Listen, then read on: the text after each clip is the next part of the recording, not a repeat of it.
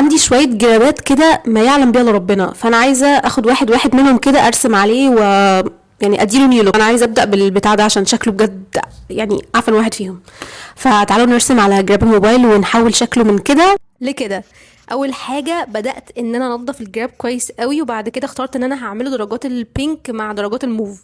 انا بصراحه يا اخواتي ما كانش عندي اي فكره خالص هرسم ايه على الجراب ده. قررت ان انا هدب كده الالوان في قلب بتاع الجراب من غير ان انا احط قلم رصاص، عشان اي فكره هتيجي في دماغي هعملها وقتي، مفيش تخطيط بربع جنيه بجد.